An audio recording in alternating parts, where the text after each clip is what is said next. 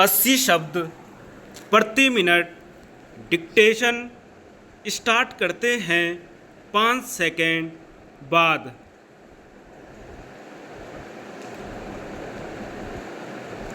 भारतीय गणराज्य की वर्षगांठ हम हर वर्ष 26 जनवरी को मनाते हैं। इस शुभ अवसर पर हम अपने देशवासियों का अभिनंदन करते हैं, चाहे वह देश में रह रहे हों अथवा विदेशों में।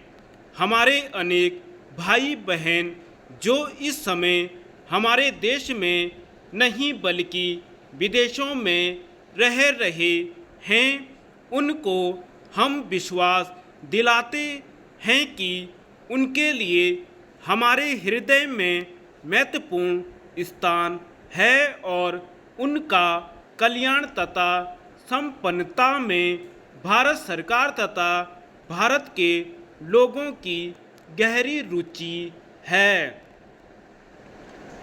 हमें स्वाधीनता प्राप्त किए हुए अनेक वर्ष हो गए हैं, लेकिन अभी भी हमारे अनेक भाई ऐसे होंगे जिन्होंने स्वाधीनता के बाद के भारत को नहीं देखा होगा, किंतु आज के युग के संचार साधनों को देखते हुए उन्हें इस बात की जानकारी अवश्य होगी कि हमने इतने वर्षों में कितनी प्रगति की है और अंतर्राष्ट्रीय क्षेत्र में भारत का कितना महत्वपूर्ण स्थान है।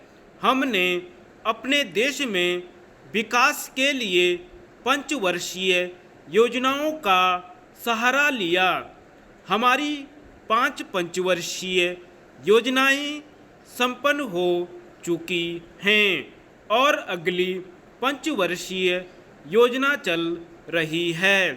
इन योजनाओं के अंतर्गत हमने राष्ट्र निर्माण के जो लक्ष्य निर्धारित किए थे वे सभी प्राप्त कर लिए गए हैं।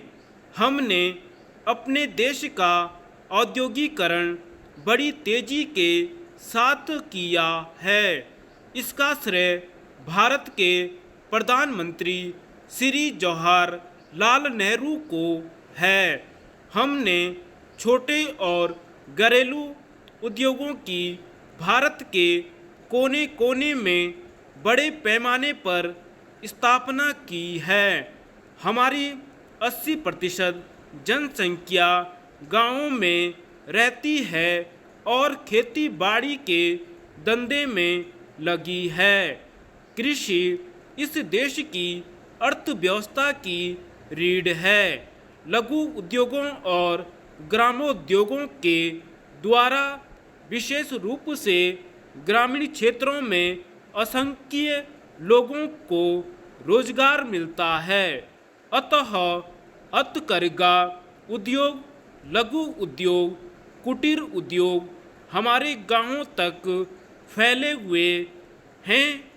इनके अतिरिक्त सामुदायिक विकास योजनाओं और राष्ट्रीय विस्तार सेवा के फलस्वरूप हमारे देहातों का रूप ही बदल गया है। खेती, शिक्षा, स्वास्थ्य, सफाई, यातायात, ग्राम विद्युतीकरण के क्षेत्रों में हमने उल्लेखनीय प्रगति की है। संयुक्त राष्ट्र संघ और उसके बाहर के क्षेत्र में भी भारत ने अहिंसा और शांतिपूर्ण सह अस्तित्व के सिद्धांत का प्रचार और प्रसार किया। वसुधैव कुटुंबकम एवं पंचशील के सिद्धांत को विश्व के अनेक देश मानने लगे।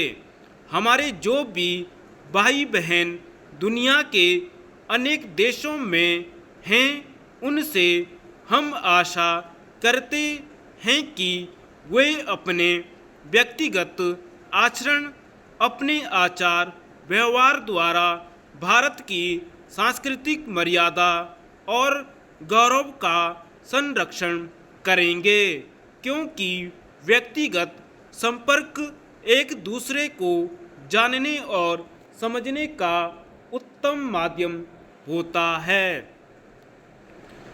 हम एक बार फिर अपने देशवासियों को अपनी सद्भावनाएं एवं शुभकामनाएं भेजते हैं तथा उम्मीद करते हैं कि हमारे प्रवासी देशवासी अपने देश की सुख समृद्धि के लिए दृढ़ संकल्प होकर रचनात्मक कार्य करेंगे। धन्यवाद।